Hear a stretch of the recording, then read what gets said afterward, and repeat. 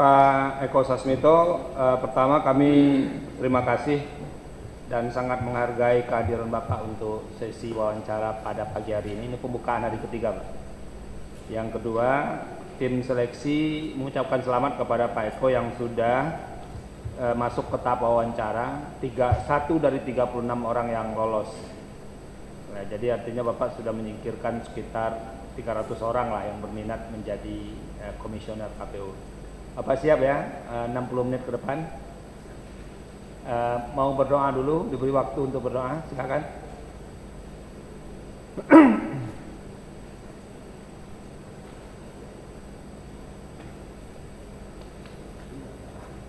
Terima kasih. Ini pertanyaan pemanasan Pak Eko. Pak Eko kan dengan Pak Arief Budiman itu kan sama-sama Jawa Timur ya. Kalau kami harus memilih satu, Pak Eko, kira-kira kami mau pilih Pak Arief Budiman atau pilih Pak Eko Sasmito? Enggak, ini harus memilih loh. Ya, saya pikir keduanya. Enggak bisa dua, itu namanya enggak ada sikap. Ini pertanyaan awal nih, pemanasan. Ya. Kalau begitu saya perbaiki pertanyaan. Apa kelebihan Bapak dibandingkan Pak Arief Budiman sehingga kami harus memilih Bapak menjadi calon? Ya, saya pikir pertama memang keduanya layak lah, saya sama Pak Arief. Yang kedua, kalau diperbandingkan, saya nggak terlalu banyak tahu kelebihan Pak Arief misalnya. Ya, jadi saya mungkin lebih pada konsistensi sikap. Kemudian selama ini saya di KPU, jadi mulai di KPU Surabaya sampai KPU Jawa Timur, sudah menjalankan sesuai dengan aturan yang ada. Kita juga menjalankan pemilu dengan cukup baik, dan mungkin juga di beberapa kali kesempatan saya diminta kawan-kawan untuk menjadi koordinator, menjadi ketua, dan itu memang merupakan kepercayaan tersendiri, dan saya pikir ini juga kawan-kawan memiliki pertimbangan-pertimbangan yang cukup untuk menentukan itu. Cukup baik atau baik, Pak? Cukup baik dengan baik itu kan beda tuh sebetulnya. Iya, baik. Ini baru jarak 2 menit aja sudah berubah sikap Bapak. Gimana sebetulnya? Pak Haryono dipersilakan. Baik, Pak Ketua. Di Eko nih kita lama nggak ketemu ya. Ketemu dari Jakarta nih seringnya di sana. Ini dekat banget nih saya sama Pak Eko ini. Kita dulu aktif di LBH, Pak ya. Iya, LBH Surabaya. Sebenarnya ada sesuatu hal yang mau ndak mau saya harus sampaikan ya. Mau ndak mau saya harus sampaikan. Kalau persoalan pribadi saya kenal Pak Eko dengan baik. Tapi karena ini jangan sampai ada hoax di antara kita gitu lah. Hoax. Kita baru terima surat, Dik. Tapi itu buat saya pribadi yang saya tahu di Eko ini ya sangat berat sebetulnya. Perasaan surat itu disebut nama dan lain sebagainya. Kemarin suratnya saya terima, tapi sekarang ada di tangannya Pak Ketua nih, Pak Ketua. Ya. Ini konfirmasi aja nih. Gimana Pak Ketua, coba? Ini ada surat, Pak, kita meminta dikonfirmasi ya, bahwa calon yang bernama Eko Sasmito pada pemilu 2014 telah melakukan semacam kesepakatan untuk membantu memenangkan salah satu caleg DPR RI Dapil 1 Jatim dari Partai Demokrat, di mana pada waktu itu saudara Eko Sasmito menjabat sebagai Ketua KPU Kota Surabaya. Kedua, bahwa komitmen membantu memenangkan caleg tersebut menurut Eko Sasmito akan dilakukan dengan melibatkan beberapa perangkat penyelenggara pemilu di Kota Surabaya, yaitu PPK dan PPS, pernah mempertemukan caleg tersebut.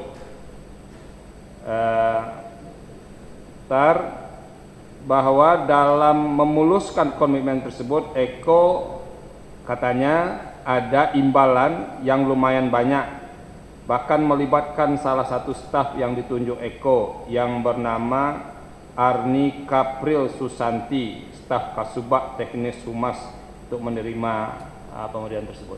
Nah, gimana kira-kira Pak Eko mengklarifikasi ini? Saya pikir itu tidak benar.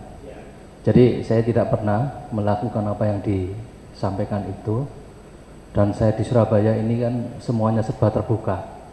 Semua serba terbuka, masyarakat juga bisa melihat apakah terjadi sesuatu atau tidak, dan saya pikir juga di Surabaya dengan tipologi masyarakat yang sangat terbuka itu akan sangat mudah mengetahui kalau seandainya kita itu melakukan sesuatu yang tidak benar. Jadi kalau disebutkan di situ saya menerima sesuatu tidak benar sama sekali dan tidak ada bukti terhadap itu. Kalau ada yang disebut-sebut itu memang kalau namanya Arni itu ya dia sekretaris di depan, memang di depan KPU.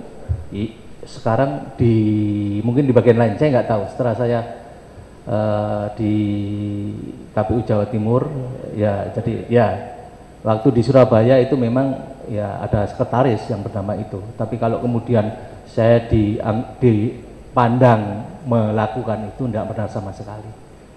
Dan saya pikir saya memperlakukan peserta itu dengan adil, setara lah, tidaknya saya tidak melakukan pendekatan maupun menjauhi mereka. Saya pikir semuanya saya perlakukan dengan sama, kawan semua, dan juga hak-hak mereka juga kita hargai. Kalau mereka minta informasi ya kita informasi, selama informasi itu memang informasi yang memang perlu mereka ketahui ya kita kasihkan semuanya. Kalau minta informasi kita kasihkan, kita tidak membedakan atau apakah calon A, calon B, calon C, apalagi kalau kemudian ini. Dan lagi yang kedua, pemungutan suara itu kemarin saya sudah di KPU Provinsi Jawa Timur. Jadi saya tidak lagi di KPU Surabaya karena pada bulan Februari saya dilantik menjadi KPU Provinsi Jawa Timur. Sehingga kalau kemudian saya masuk ke sana, konsentrasi ini tidak mungkin saya memecah konsentrasi begitu banyak, karena saya lebih banyak pada melakukan koordinasi ke KPU kabupaten kota yang lain juga. Jadi di Surabaya juga. Ini kan karena masukan masyarakat, ada stempelnya, ada namanya, ada tanda tangannya. Kami Timsel berkewajiban mengklarifikasi itu kan. Jadi kalau sudah diklarifikasi, nanti artinya kan sudah terang benderang, tergantung kami lah menilai ya, perkembangan berikutnya. Ya Pak Eko ya, pokoknya santai saja. Pokoknya dua-dua dari Jawa Timur ini kita pertimbangkan. Apa dua-duanya masuk, dua-duanya dibuang. Silakan lanjutkan Pak Han. Jadi saya mulai tadi supaya jangan ada hoax di antara kita, ini salah satunya adalah klarifikasi.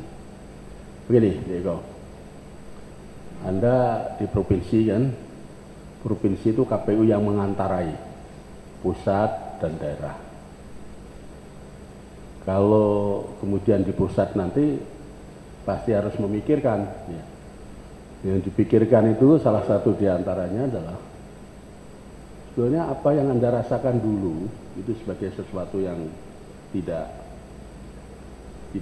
seharusnya atau tidak baik, itu nanti tergantung pada Anda yang pernah merasakan ini kan, dan provinsinya banyak nih di Indonesia. Kira-kira polisi apa itu yang kemudian Anda harus katakan, aku nggak mau lagi deh, aku dulu merasakan seperti ini, sekarang anak buah saya seperti ini. Polisi apa yang sangat strategis untuk diambil sebagai KPU pusat? Ya, jadi mungkin yang paling agak ini ya dari perkembangan di KPU itu koordinasi di internal. Jadi masih ada perbedaan sikap biasanya dalam tanda petik ya di pusat sampai ke daerah kadang-kadang antara komisioner dengan kesekretariatan. Ini beberapa yang kemudian memang harus diselesaikan karena perbedaan sikap ini di bawah kadang-kadang agak meruncing di beberapa tempat. Nah di bawah ini di kesekretariatan, sekretaris dan jajaran itu kan sebagian besar masih pegawai di pemerintah kabupaten kota ya. Artinya dari mereka masih punya kesetiaan yang ganda antara KPU dengan kabupaten kota. Kemudian dengan juga terkait dengan kebiasaan di birokrasi ya, yang kemudian dia dalam konteks ini memandang bahwa birokrasi peran yang sentral di sana, sehingga seringkali ada persoalan-persoalan pemahaman itu.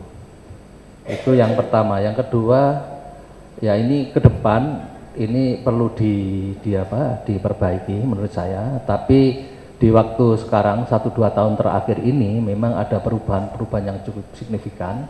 Saya di Jawa Timur juga sudah melakukan koordinasi, konsolidasi dengan sekretaris dan dengan sekretaris kabupaten kota untuk membuat semacam kesepakatan antara mereka. Jadi silakan mereka membuat kesepakatan karena tugas dan wewenang itu sudah ada di masing-masing mereka. Jadi sudah ada aturan terkait dengan tugas wewenang itu sendiri-sendiri. Selanjutnya juga terkait dengan persoalan-persoalan transparansi.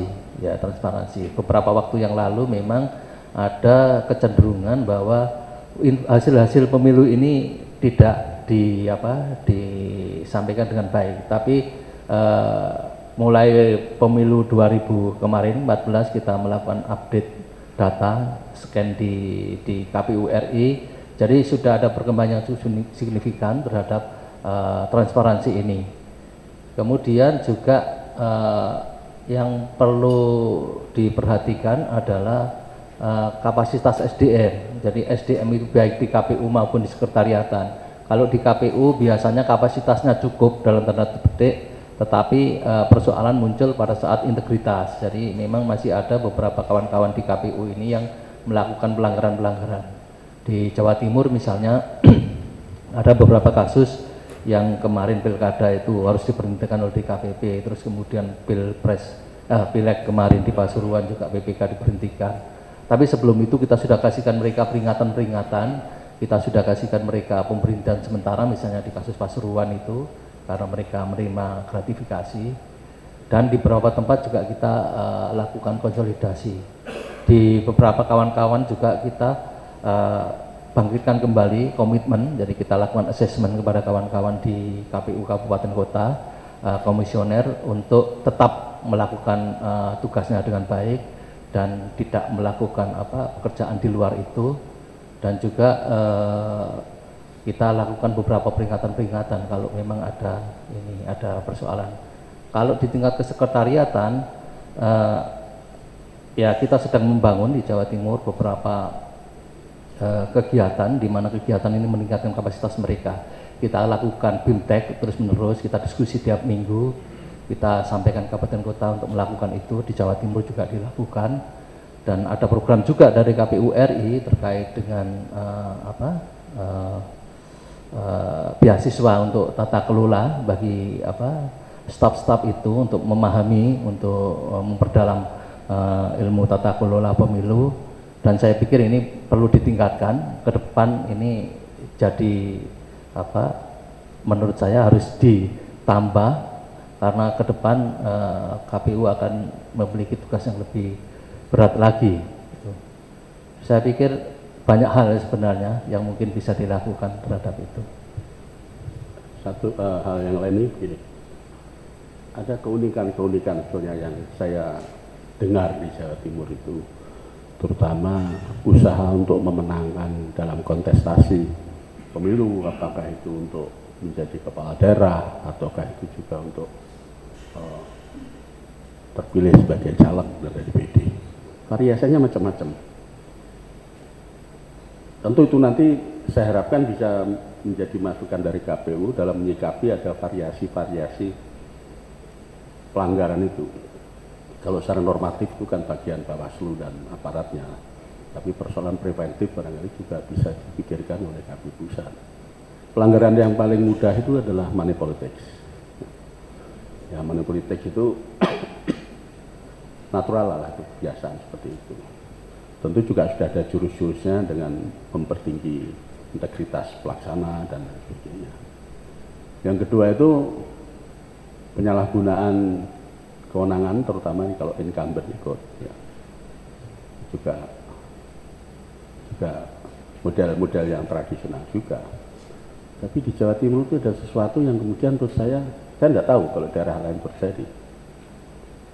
dengan mengorganisasikan petaruh-petaruh. Ya. Jadi petaruh satu dengan yang lain itu pegang desa. Sebenarnya dipegang desa aja kalau itu kepala daerah. Di desa ini siapa menang kita bertaruh. Tapi di samping bertaruh itu karena dia menang, karena dia bertaruh, maka diharapkan dia menang. Nah, untuk memenangkan ini baru masuklah itu. Siapa yang berkepentingan kalau dia calon kepala daerah, udahlah. Kamu kalau bisa menangkan di sana, di samping kamu menang bertaruh, kamu juga dapat sesuatu dari saya. Ini kepala desanya. Tapi juga ada satu hal. Malahan ada seseorang yang bisa mengatakan, kepala daerah, kamu tuh mau minta berapa sih suaramu? Nggak usah pergi-pergi kemana-mana, datang aja ke saya, nanti ini saya bagi. Partai A sekian, partai B sekian, partai C sekian. Paketan. Dan itu persoalannya di Madura. Ya. Terus kadang-kali juga KPU Provinsi ini agak enggan juga. Kalau kemudian memerintahkan pemilihan suara ulang. Ini sensitifkah, ini persoalannya begini. Saya kira kalau di tempat lain itu bisa dilaksanakan. Kenapa di Madura itu tidak berani sampai melaksanakan seperti itu? Ini bukan persoalan apa ya? Bukan persoalan tidak mungkin secara teknis dilakukan. Tapi ada lokalitas-lokalitas yang menurut saya, kemudian kalau itu diputuskan seperti itu, seolah quote-unquote, ini ada memberi angin segar kepada yang sudah seharusnya diulang. Nah, ini nanti Anda akan di pusat. Saya tidak tahu apakah di provinsi lain juga seperti itu. Oleh karena itu klarifikasi ini apakah betul? Kalau betul pemikirannya adalah bagaimana membuat strategi supaya hal seperti ini tidak terjadi. Itu pertanyaan Anda. Ya, jadi terkait dengan money politik, pertama bahwa tidak bisa dipungkiri bahwa fenomena money politik ini memang terjadi di beberapa tempat. Dan kita KPU Provinsi Jawa Timur sejak awal sudah sampaikan, bahkan waktu saya di KPU Kabupaten Kota Surabaya itu saya sampaikan bahwa ini tidak boleh. Itu yang pertama. Yang kedua bahwa terkait dengan hal-hal yang sifatnya normatif, memang kita koordinasinya dengan Panwas, dengan Panwas untuk melakukan itu. Bahkan kita punya semacam tim yang bisa mencari informasi terkait dengan itu. Cuma sebagaimana hal-hal yang terjadi di tempat yang lain, bahwa persoalan money politik ini terletak pada persoalan tidak semua orang mampu untuk melaporkan itu, dan tidak semua orang berani untuk melaporkan itu. Padahal secara prosedural laporan itu menjadi bagian yang harus ditindaklanjuti, dan ini bagian awal. Temuan-temuan terhadap adanya money politik ini juga agak kesulitan mencari saksi. Nah, yang bisa dilakukan oleh KPU adalah setidaknya kita melakukan proses sosialisasi itu pasti. Yang kedua, di internal KPU kita harapkan mulai dataran KPU kabupaten kota sampai badan ad hoc di bawahnya itu kita perketat. Kalau kemudian kemarin juga ada aturan dari KPU RI tentang 2 kali masa masa jabatan untuk KPPS misalnya, itu juga sangat membantu sekali. PPK PPS itu sangat membantu sekali karena pemain-pemain lama ini yang mulai agak berpengalaman ini mulai hilang. Jadi pemain baru ini pertama dia dalam tanda petik sedikit agak tidak dipengaruhi oleh kepala desa dengan camat karena syaratnya tidak ada rekomendasi kepala desa. Yang kedua, mereka dalam tanda petik belum mampu untuk membaca peluang money politik itu tadi. Itu. Dan ini yang kemudian kita akui bahwa ini salah satu upaya yang cukup efektif ya, walaupun kita belum tahu apakah kemudian dengan KPPS yang 2 ini secara moral, secara integritas itu mereka tidak melakukan itu dengan kesadaran, tapi fakta di lapangan kemudian ini berpengaruh. Yang kedua terkait dengan persoalan yang namanya petaruh. Ya, di Jawa Timur memang ada semacam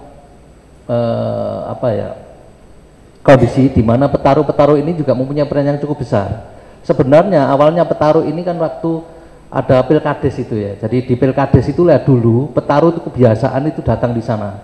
Jadi setiap ada pilihan kepala desa maka ada yang namanya boto-boto itu ya, boto ya bahasanya ya boto ya.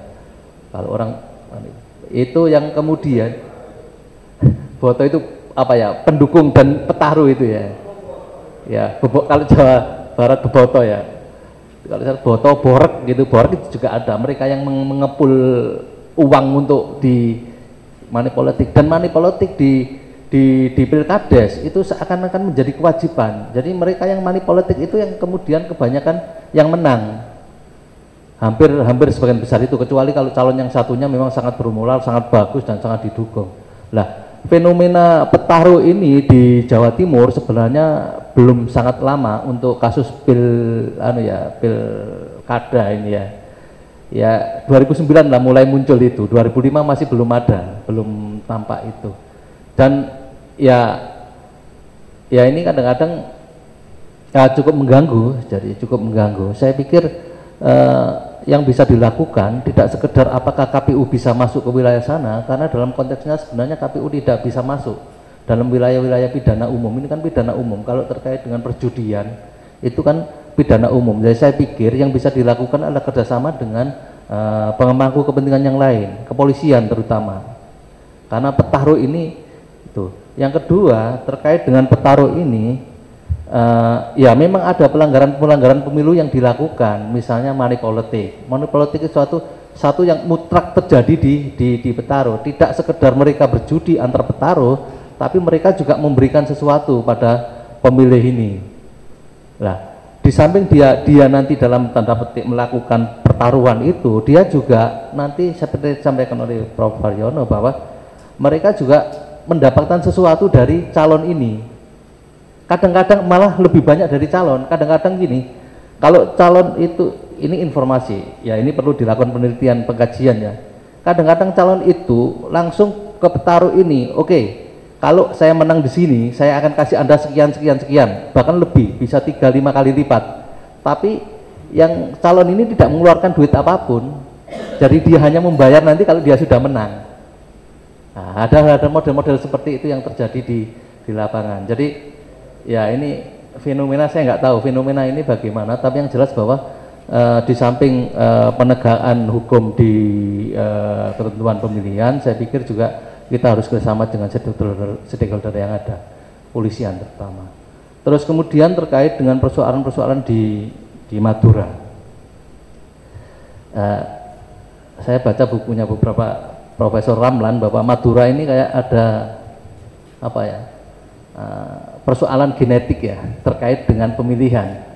Jadi selalu saja dijadikan contoh antara Papua, Nia Selatan sama Madura.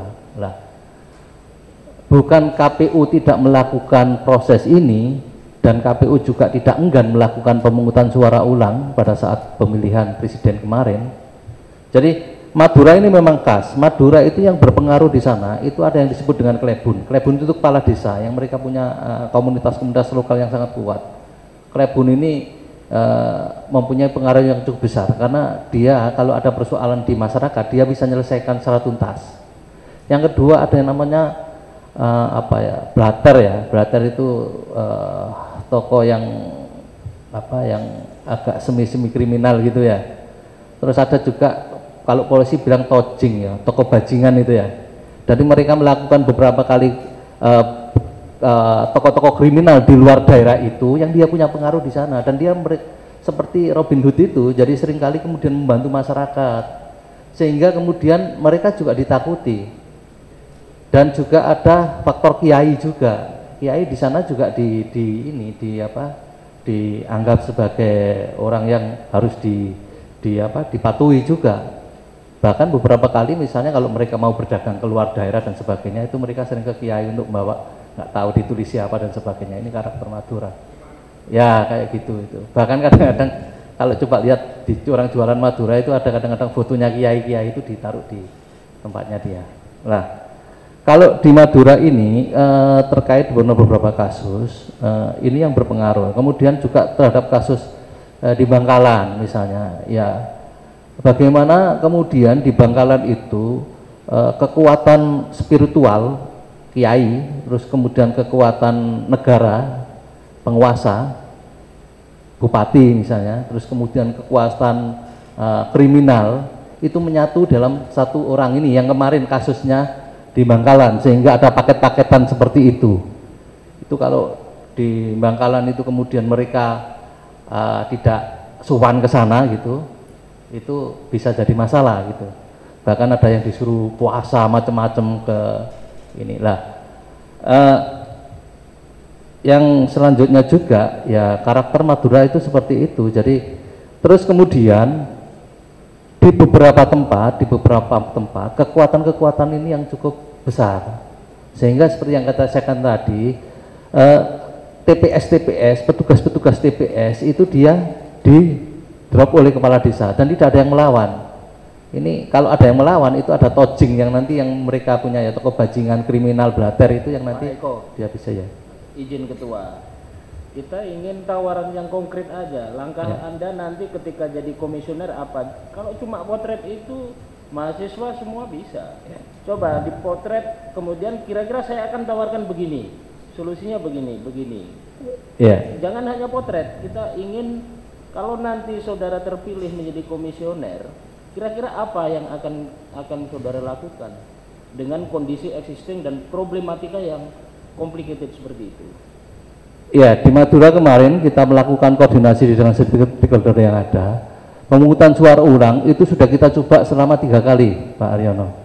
Jadi kita sudah melakukan pemungutan suara ulang pertama, itu tidak ada yang berani. Kedua kita yang ketiga kemudian kita mencari petugas-petugas itu dari daerah lain untuk jadi petugas di sana. Itu yang kita lakukan. Sehingga kemudian pemungutan suara ulang bisa dilakukan. Jadi solusinya adalah mendatangkan petugas dari yang lain. Yang kedua juga kita koordinasi dengan kepolisian dan TNI untuk menjaga itu, sehingga masyarakat dalam tanda petik secara psikologis tidak akan berani melakukan sesuatu. Sebenarnya kita juga sudah koordinasi dengan Pemprov, dengan pemerintah provinsi, tapi pemerintah provinsi juga tidak di dalam tanda kutip. Waktu itu ada wakil gubernur yang kita minta tolong agar menciptakan kondusivitas di Sampang, tapi ternyata juga tidak didengarkan. Jadi yang kita lakukan seperti itu. Dan saya pikir untuk hal-hal seperti ini penegakan hukum yang mesti dilakukan. Penegakan hukum ini saya pikir adalah kata kunci. Faktanya kemudian di beberapa peristiwa di Sampang, kemudian di Bangkalan pada saat kita lakukan itu, pada saat kemudian mereka juga tidak melakukan pemungutan ulang itu, sebagian juga penghitungan kita tarik ke provinsi. Kita tarik mereka melakukan penghitungan di saat rekapitulasi di provinsi. Di KPU RI juga pada saat kemudian ada yang masih mengganjal, kita turun ke Sampang untuk menyelesaikan itu. Jadi sekarang ini nggak bisa pemungutan kemudian diabaikan, itu harus diselesaikan. Ini sudah 30 menit baru 1 orang yang bertanya. Iya, Bu Betty, dipersilakan dengan sedikit menghemat waktu. Baik, saya perhatikan latar belakang Bapak ini di LBA, di Walhi, kemudian Yayasan Pengembangan Sumber Daya Indonesia yang banyak berkiprah di pengawasan anggaran, kampanye etika bisnis, anti korupsi. Latar belakang seperti itu, Pak, apa nilai tambah apa yang bisa dibawa ketika Bapak menjadi KPU RI? Biasanya kalau kita berkiprah itu ada suatu insight yang diperoleh mengenai apa yang terjadi di lapangan ya. Kemudian berdasarkan insight itu nilai tambah apa yang bisa Bapak berikan kalau Bapak menjadi anggota KPU? Iya, waktu di LBHI itu ada visi yang cukup selalu menjadi gambaran kawan-kawan bahwa bagaimana menciptakan negara hukum yang demokratis. Itu yang menjadi visi kita sampai sekarang ini. Artinya bahwa kepatuhan terhadap hukum itu menjadi bagian yang penting. Jadi konsistensi itu menjadi bagian yang penting dalam proses pemilu ini. Yang kedua, di beberapa kawan ini ada kekuatan NGO ini kan berjaringan. Kekuatan-kekuatan jaringan yang ada di masing-masing ini ya. Jadi kekuatan jaringan ini biasanya melekat terus. Jadi, kekuatan jaringan ini yang kemudian bisa digunakan, dimanfaatkan untuk melakukan koordinasi, konsolidasi dengan stakeholder yang ada. Yang ketiga, selama ini di beberapa lembaga-lembaga itu kan sangat sangat kental dengan nuansa anti korupsi, nuansa anti diskriminasi, menghargai hak asasi manusia. Saya pikir itu juga nilai-nilai yang bisa saya bawa sebagai anggota KPU nanti. Saya baca di makalah Bapak itu, kelihatannya Bapak itu berkesan dengan money politik ya, dan tetapi ini tidak diatur sanksi pidananya dalam undang-undang pilkada. Nah, kalau Bapak terpilih jadi anggota KPU RI, apakah ada upaya khusus untuk menangani money politik ini? Karena kita tahu itu ada, dan kita tahu kita sekarang masih sulit untuk menindaknya, sementara pengaruhnya terhadap kualitas dari demokrasi kita sangat besar. Ya, di dalam perkembangan undang-undang memang Undang-Undang 32 itu disebutkan di sana tentang money politik. Juga Undang-Undang Pemilu dan Pilpres.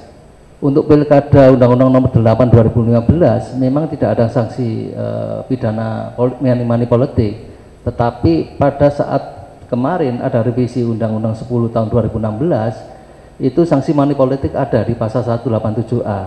Jadi di sana disebutkan bahwa siapapun yang kemudian menjanjikan untuk memberikan uang atau benda barang-barang lain dan sebagainya itu bisa terkena pidana, baik itu pemberi maupun penerima. Saya pikir ini respon dari beberapa masukan masyarakat terhadap DPR, dan saya pikir ini harus ditindaklanjuti, harus ditegakkan.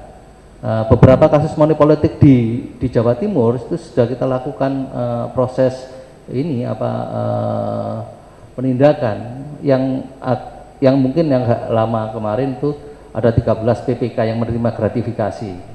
Itu kita sudah minta kawan-kawan, kita instruksikan untuk diberhentikan sementara sebelum DKPP memberhentikan. Terus kemudian kita juga laporkan ke polisi ya, karena kemarin dia tidak masuk di dalam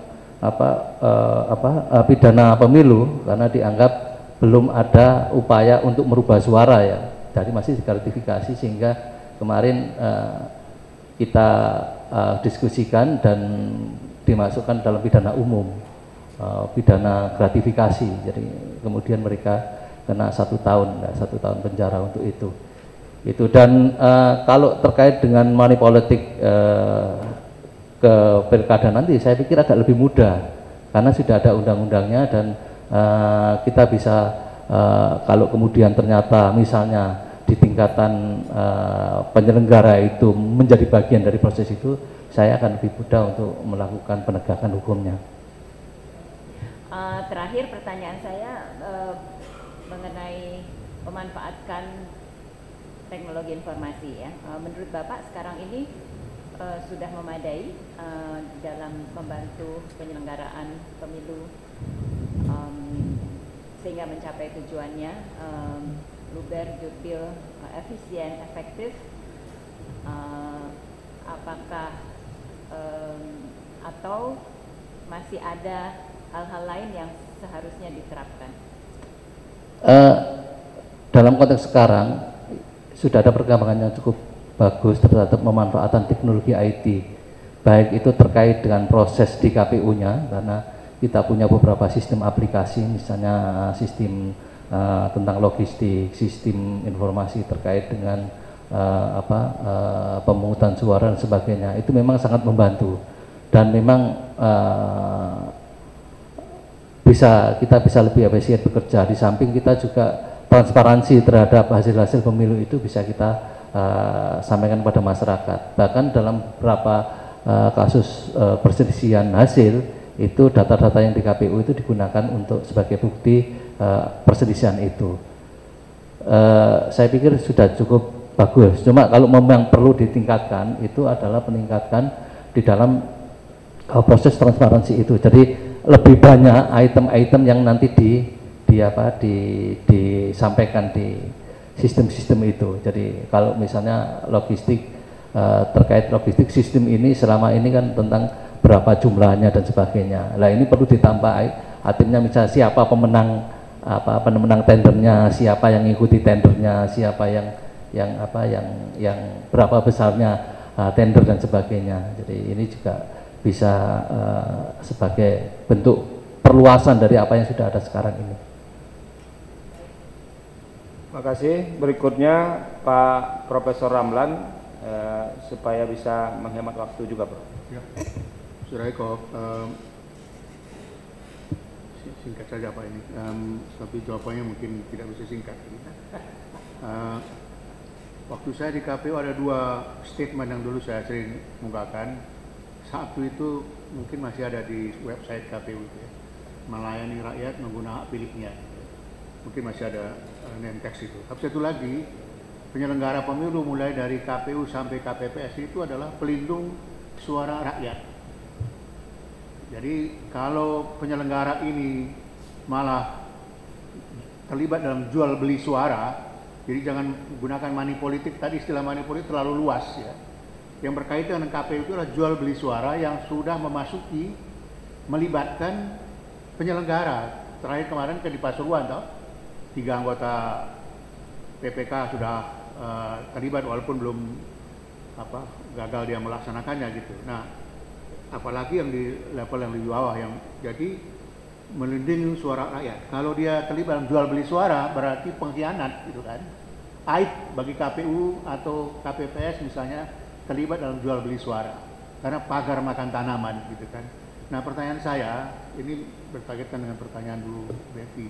Kalau Anda terpilih jadi anggota KPU, apa yang Anda lakukan, apa yang akan lakukan untuk mencegah keterlibatan penyelenggara pemilu dari tingkat bawah sampai atas dalam jual beli suara? Karena begini, tidak hanya yang terjadi di Madura, Nia Selatan atau di Papua, Papua Barat atau pedalaman di Halmahera gitu. Itu kan daerah-daerah terpencil yang memang trouble spot di Indonesia gitu. Tapi ini juga sudah menjalar ke daerah-daerah lain seperti Pasuruan kemarin itu gitu. Apa yang akan Anda lakukan untuk mencegah jangan sampai penyelenggara pemilu dari tingkat KPP sampai KPU terlibat dalam jual beli suara, karena itu adalah pengkhianatan. Silakan. Ya, pertama tentu saja kita harus berpedoman pada aturan hukum yang ada. Jadi selama ini kalau dilihat dari hukum pemilu, ya. Sorry, kalau hukum kan penindakan. Ya. Saya tanya bagaimana mencegah. Ya, yang bisa dilakukan oleh KPU adalah melakukan perbaikan internal. Jadi di internal kita lakukan proses-proses bimbingan teknis misalnya ya tentang itu. Yang kedua, mekanisme sanksi yang cukup tegas yang diberikan pada kawan-kawan di bawah, di tingkat apalagi di tingkat ad hoc. Mekanisme sanksi ini yang memang harus selalu diterapkan, karena selama ini sanksi itu dalam tanda petik masih perlu di beberapa tempat tidak dilakukan dengan baik. Yang ketiga adalah bagaimana kita melakukan pola rekrutmen kawan-kawan. Jadi pola rekrutmen, saya pikir pola rekrutmen yang dilakukan juga dilakukan lebih cermat lagi dan melibatkan banyak stakeholder yang ada, banyak komponen-komponen masyarakat yang lain. Karena biasanya komponen masyarakat yang lain ini punya informasi yang cukup baik terhadap rekam jejak dari masing-masing calon penyelenggara ini. Jadi pola rekrutmen itu juga menjadi poin yang cukup besar. Begini, ini kan ada asumsi tentang manusia. Pak Niko kemarin bertanya, apa manusia pada dasarnya jahat atau manusia pada dasarnya baik gitu.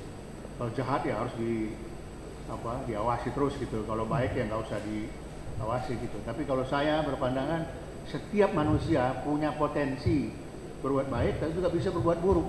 Setiap manusia, alim ulama atau siapapun itu atau kita ini semua punya potensi itu. Nah sekarang pertanyaannya, Anda rekrut dia sudah bagus, tapi kalau Anda biarkan aja begitu, ada godaan, ada situasi memungkinkan dan sebagainya, ya dia bisa terlibat dalam jual beli suara. Pertanyaan saya lebih spesifik, apa yang dilakukan sebagai KPU untuk mencegah atau istilahnya supaya mendorong yang kecenderungan baik itu, mencegah kecenderungan buruk itu tampil? Ya, jadi mekanisme pengawasan itu, Prof. Jadi mekanisme pengawasan yang disampaikan, yang diberikan kepada mereka. Jadi kita akan buat aturan khusus pengawasan pada mereka. Yang pertama, yang kedua juga memberikan tugas-tugas evaluasi terhadap setiap program kegiatan yang dilakukan. Itu bisa dibaca juga. Yang ketiga, kita membuka desk-desk desk-desk pengaduan kepada masyarakat terkait dengan adanya ini kecenderungan-kecenderungan itu. Tuh. Yang keempat, tentu saja kita minta kalau sekiranya ada pelanggaran itu, mekanisme sanksi itu yang kita pertegas. Terima kasih Prof. Ramlan. Berikutnya Pak Niko. Terima kasih Pak Ketua. Pak Eko. Pak Eko kan dulu aktivis ya Pak ya, di Jatam, di LSM, macam-macam segala macam itu Pak. Okay. Ya. Aktivis tentu kan jaringannya banyak Pak. Ya kan, termasuk yang mungkin sekarang masih jadi aktivis atau mungkin juga jadi politisi kan gitu. Nah, boleh nggak kita tahu siapa teman-teman Bapak yang sekarang masuk politik itu Pak? Ya, kalau jaringan di LBH dulu ya, ada beberapa kawan yang misalnya Pak Bambang Wijoyanto dulu waktu di Ketua Dewan Pengurus, kemudian ada juga Pak Zaitun dulu, Profesor Zaitun, itu juga dulu Direktur LBH Surabaya, terus kemudian ada almarhum Munir, ada Pak Dadang Trisasongko yang dulu, yang sekarang di Dewan Pembina YLBHI dan juga di Transparansi Internasional.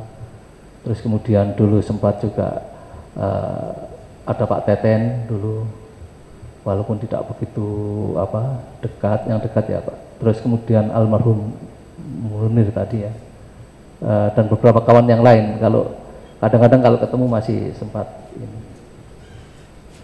Ini memang menjadi pertimbangan kita juga Pak, bukan masalah independensinya juga, tapi kalau nanti Bapak ini diusulkan ke DPR dan ternyata Bapak ini nggak dikenal orang di DPR, nggak ada teman di sana, kan juga sama aja Pak. Nanti kemungkinan terpilihnya kecil Pak. Bapak kalau di Jawa Timur, di Surabaya, misalnya deket atau sering komunikasi dengan teman-teman parpol atau pengurus-pengurus? Kalau partai politik, ya, kalau partai politik kita selalu komunikasi Pak. Jadi kalau sekedar komunikasi, ya mungkin penyelenggara itu tidak punya komunikasi dengan partai politik, dengan orang-orang di sana. Tapi saya pikir di partai politik juga kita tidak bisa macam-macam gitu loh. Kalau kita minta sesuatu kepada mereka, ya konsekuensinya mereka akan minta sesuatu pada kita. Dan kalau minta sesuatu pada kita, ya kita nggak bisa mengelak, karena ya itu kan kemudian berkait dengan persoalan integritas juga. Jadi kalau komunikasi ya komunikasi, konsolidasi terkait dengan penyelenggaraan pemilu itu karena mereka sebagai peserta, iya. Tapi kalau kemudian dalam tanda petik kita melakukan lebih dari itu menjadi persoalan. Menurut saya begitu. Karena saya juga mendengar misalnya Pak Eko ya nggak tahu seberapa dekat misalnya dengan Pak Dekarwo gitu. Pak Dekarwo kan tokoh gubernur dan segala macam, tapi beliau kan juga tokoh partai Pak. Iya. Bisa ceritakan Pak kita? Kalau terkait dengan Pak Dekarwo dalam konteks pemerintahan kita selalu koordinasi. Tapi kalau kemudian dalam tanda petik kita beberapa kali juga sampai sekarang anggaran pilkada kita juga belum disetujui oleh Pemprov Jawa Timur. Tapi kalau koordinasi itu terkait dengan pelaksanaan tugas pemenang KPU, terkait dengan pelaksanaan fasilitasi pemerintah provinsi terhadap KPU, ya kita lakukan. Tidak mungkin kita tidak melakukan koordinasi dengan pemerintah provinsi. Tapi kalau kemudian harus disertai dengan embel-embel, ya kita nggak bisa. Karena apa? Karena ya masyarakat sudah tahu semua, sudah melihat semua. Kalau beberapa saya dekat dengan pejabat, ya iya dalam konteks komunikasi itu. Tapi saya pikir selama ini juga tidak ada fasilitas yang berlebihan juga yang diberikan oleh Pemprov. Jawa Timur KPU tidak pernah mendapatkan, paling tidak zaman saya, tidak pernah mendapatkan bantuan anggaran dari provinsi. Ya, anggaran yang kita disediai oleh KPU pemerintah provinsi itu kantor sama beberapa mobil dinas. Mobil dinas terakhir yang dipakai oleh ketua itu tahun 2013. Jadi tahun 2013 itu mobil dinas yang paling baru yang dimiliki oleh KPU provinsi dari pemerintah provinsi.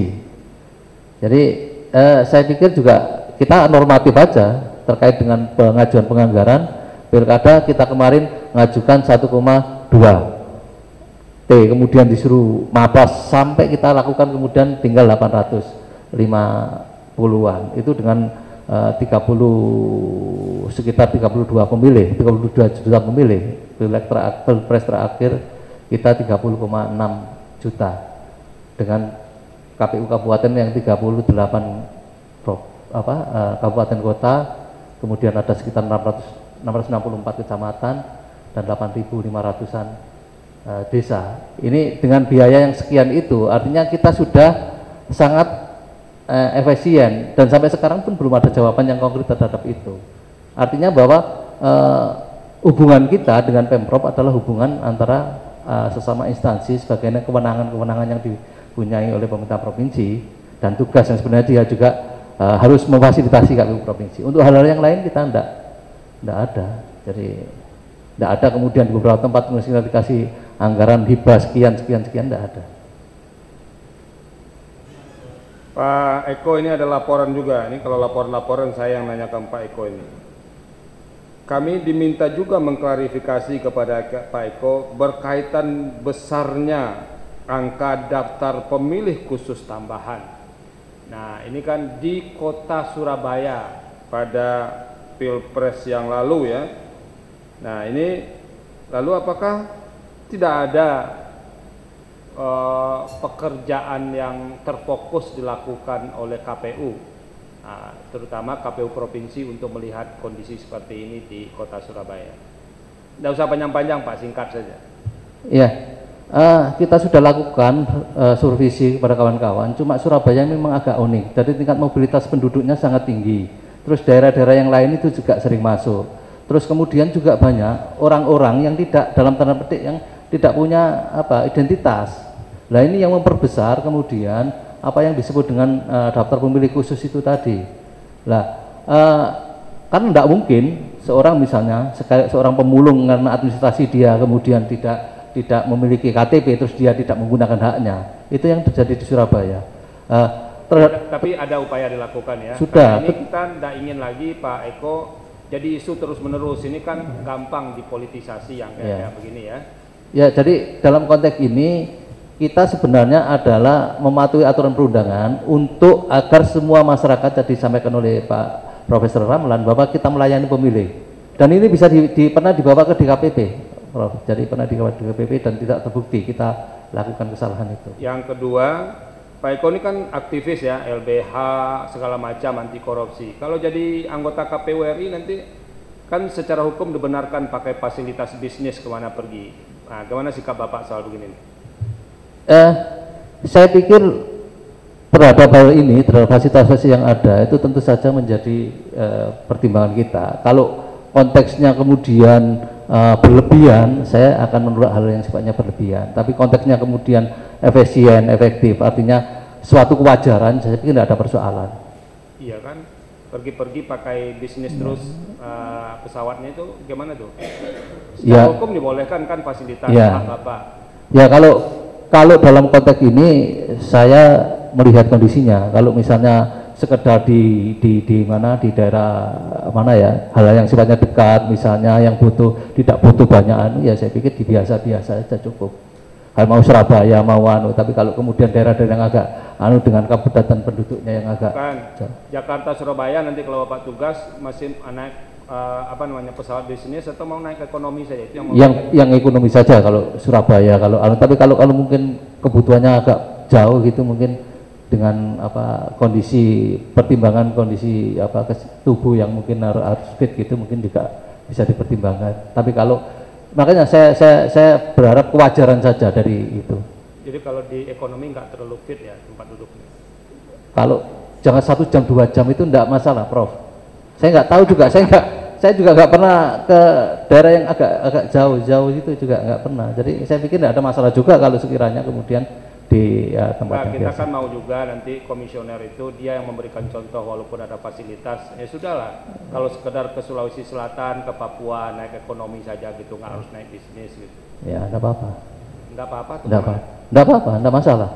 Oke. Dari dulu juga malah nggak pernah naik pesawat kita. Jalan kaki juga nggak mungkin ke Papua kok. Pak Darmo silakan Pak. Ini mau habis nih, silakan Pak Ketua. 5 menit aja. Pak Eko, Jawa Timur ini mana Pak asli Pak? Pak, Lamongan Pak. Lamongan. Oh makanya itu tempatnya soto Lamongan gitu ya? Iya sama. Baik Pak Eko, saya melihat begini Pak. Bapak kan sudah 3 kali ya berada di jajaran KPU pertama anggota, kemudian ketua, dan ketiga juga ketua, malah di tingkat provinsi. Saya mau tanya Pak, berapa dasar Bapak menjadi anggota KPU di Kota Surabaya? Persentase pemilih pada saat itu berapa Pak? Terakhir pilkada kita 52 pada saat terakhir. Pertama ketidakhadiran itu tahun 2004 itu masih 25%. 2005 pilpres itu 26% yang tidak hadir. Tapi enggak pada situ aja. Pada saat Bapak jadi anggota itu berapa persen persentase pemilih? Ini kan masih wali kota Surabaya. Iya. Berapa persen? 25%, 25 sampai 27%. Kecil sekali Pak. Yang tidak hadir. Bukan pemilih semuanya. Pemilih. Jumlah pemilih untuk Surabaya itu 1.900.000. Persentase yang menggunakan hak suaranya berapa? Iya sekitar ini tadi 74%, 74-75%. Kemudian pada saat Bapak jadi ketua? 52% itu pil terakhir. Berarti ada penurunan? Iya. Ada penurunan berarti ya. Kemudian pada saat Bapak jadi ketua KPU provinsi, secara menyeluruh berapa persen lagi? Masih 52-an. Rendah berarti Pak? Iya, Surabaya. Enggak, berarti selama ini konsep Bapak untuk meningkatkan persentase pemilih ini seperti apa kok sepertinya terus ada penurunan? Seharusnya Pak, salah satu kesuksesan di dalam pelaksanaan pilkada ini kan itu adalah masalah persentase pemilih itu juga. Ya. Nah, apa konsep Bapak ini kok terus terjadi penurunan dalam persentase pemilih ini? Jadi kalau pemilih ini Pak, persentase pemilih ini kan sebenarnya kalau Surabaya waktu itu kita sudah menggunakan anggaran yang cukup besar kalau dibandingkan dengan daerah yang lain terhadap sosialisasi dan beberapa kegiatan-kegiatan untuk menarik pemilih. Tapi kalau di Surabaya saya tadi katakan salah satu bahwa kemudian mobilitas penduduk sangat tinggi, terus kemudian juga bisa dipengaruhi oleh, kalau awal mengapa pemilih cukup tinggi, saya pikir di awal-awal reformasi 99 tahun 2004-2005 itu tingkat kepercayaan masyarakat terhadap politisi, terhadap pemilu itu masih cukup tinggi. Nah, jadi tidak sekedar kemudian apa yang dilakukan oleh KPU terkait dengan sosialisasi, tapi juga ada faktor-faktor lain yang mungkin berpengaruh. Satu yaitu kemudian apakah calon-calon kemarin, calon-calon legislatif maupun kepala daerah itu di Surabaya sudah memenuhi tingkat ekspektasi masyarakat. Pada saat mereka kecewa terhadap hasil itu, saya pikir ini juga berpengaruh. Yang kedua bahwa DPT ini selalu naik turun, jadi sumber-sumber data kita itu beragam, maksudnya itu berbeda-beda dari satu pemilu ke tempat yang lain, itu selalu memperbaiki DPT. Karena apa? Karena sumbernya dari pemerintah daerah setempat, sehingga DPT ini juga jumlah DPT itu belum tentu terkait dengan real pemilihnya di dalam proses itu, sehingga kemudian bisa jadi banyak sebenarnya orang yang tercatat di DPT itu sebenarnya dia tidak ada di sana, sehingga itu mempengaruhi persentase itu. Nah, maksudnya begini Pak, itu kan itu kan merupakan salah satu tugasnya KPU ya. Ya. Bahwa tugasnya KPU itu adalah melakukan sosialisasi. Ya. Ya kan? Ya. Melakukan sosialisasi agar perolehan persentase suara ini sesuai dengan apa yang diharapkan atau paling tidak selalu meningkatkan gitu loh Pak.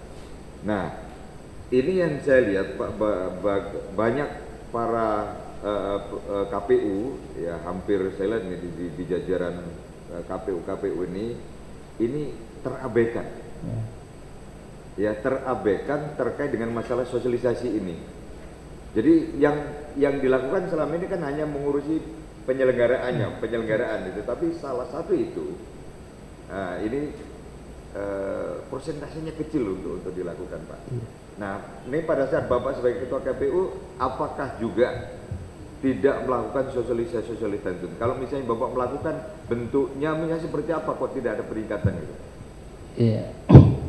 Sosialisasi tetap akan kita lakukan, bentuknya akan dilakukan lebih masif. Sebenarnya kalau dilihat dari kemarin aturannya itu sosialisasi sudah dilakukan secara masif. Karena apa? Kalau pilkada kemarin itu malah ada kewajiban KPU untuk membuat bahan kampanye untuk disebarkan ke tiap kepala keluarga. Tiap kepala keluarga sudah kita kasih tahu. Jadi mereka sudah tahu bahwa hari H itu hari ini, kemudian calonnya siapa itu sudah tahu. Itu kita lakukan sampai masif seperti itu. Dan kita belum lagi nanti pertemuan-pertemuan itu, pertemuan terbatas di beberapa iklan sudah kita lakukan. Ya, mungkin terkait dengan partisipasi, ya mungkin perlu ada penelitian yang mendalam juga. Mengapa kemudian tingkat partisipasi tidak begitu tinggi di beberapa daerah? Karena Surabaya itu rata-rata segitu. Misalnya di Pasuruan Kota rata-rata juga segitu. Jadi tingkat partisipasi itu tidak pernah naik secara tinggi atau rendah. Biasanya ya seperti itu. Kalau di Jawa Timur kemarin Pileg itu bisa mencapai 70-an persen, 7, sekian persen. Iya, tapi begini Pak, adalah saya salah satu daerah juga yang KPU-nya itu cukup gigih gitu untuk melakukan sosialisasi itu Pak. Mereka melibatkan berbagai elemen, berbagai komponen untuk membantu melakukan sosialisasi. Karena kan anggaran untuk sosialisasi itu ada di KPU itu, ya. Tetapi karena tidak masif gitu loh, artinya nggak komprehensif di dalam melakukan sosialisasi itu, sehingga yang penting pelaksanaan pilkada ini bisa berjalan lancar, aman, paling tidak kan cuman itu. Tetapi kesuksesan terkait dengan masalah persentase itu sekali lagi ini terabaikan Pak. Ini saya berharap karena Bapak nanti kan akan menjadi komisioner tingkat pusat. Nah, ini bisa menjadi perhatian gitu loh Pak. Ini bisa menjadi perhatian Bapak kalau misalnya nanti terpilih. Jadi jangan hanya penyelenggaranya saja, ini bisa aman, berhubungan bagaimana kita komunikasi dengan aparat keamanan gitu. Tapi kembali lagi bahwa suara nasional pun itu mengalami penurunan. Gitu. Ini makanya saya ingin tahu konsepnya Bapak pada saat di KPU, selama Bapak berduduk di KPU, baik KPU di tingkat kota maupun di provinsi. Nah, kalau tidak ada konsep yang bagus kan saya juga ragu untuk memilih Bapak gitu lah. Itu karena ini yang kita butuhkan Pak. Untuk singkat saja jawabannya Pak, waktunya udah habis nih Pak Eko. Iya, kita sosialisasi, kita libatkan semua stakeholder yang ada. Jadi ada dua, internal KPU sendiri, internal itu melalui bimbingan teknis, mulai dari KPU provinsi sampai ke bawah, sampai di tingkat KPPS. Yang kedua, di luar itu terkait dengan fasilitasi stakeholder, kemudian sosialisasi juga disampaikan ke beberapa sasaran yang tepat, misalnya kelompok-kelompok difabel, kelompok masyarakat marginal, perempuan, kemudian agamawan dan sebagainya. Itu kita lakukan secara masif. Jadi ada dua itu, internal kita lakukan secara ini, yang kedua secara internal dengan melibatkan semuanya, termasuk bekerja sama dengan kawan-kawan di pemerintahan untuk di tingkat mereka juga punya struktur yang ke bawah itu tadi. Cukup Pak Eko ya. Ini sudah 60 menit. Pak Eko, ini pertanyaan terakhir dari kami Timsel. Kalau Pak Eko terpilih salah satu menjadi anggota KPU RI, siapa 6 orang lain lagi di antara 35 nama ini yang cocok dan kapabel, cocok bekerja sama dengan Pak Eko, kapabel untuk melaksanakan tugas-tugas tata kelola kepemiluan? Siapa Pak? Tidak perlu menyebutkan alasannya, menyebutkan nama saja. Ya, kalau Bu Ida, Oke. terus kawan-kawan dari DKI Siapa itu? Jakarta, Pak Marno, Oke. ya. Terus mungkin kawan dari Papua Barat, Siapa itu namanya? Pak Amos, Ya. kemudian dari Bali mungkin, Bali. ya, Pak Dewa. Oke, yang lain? Sudah berapa itu, Pak? Sudah 4. Tinggal Saya sendiri. ke Bapak ya, sudah Ya. kita hitung. 2 lagi Pak. Ya, 2 lagi mungkin Pak Arif Budiman, 1. Arif Budiman. 1 lagi. Ini Pak Ferry. Ferry. Ya. Jadi 1 perempuan ya pilihannya. Ya. Oke, terima kasih. Kami sudah mencatat. Pak Eko, ini ada pernyataan. Silakan Bapak baca. Dan kalau Bapak berkenan, tolong diisi dan ditandatangani. Tapi kalau tidak berkenan juga tidak apa-apa. Dan setelah ditandatangani, dibacakan secara terang benderang. Silakan. Ada bawa pena, Pak?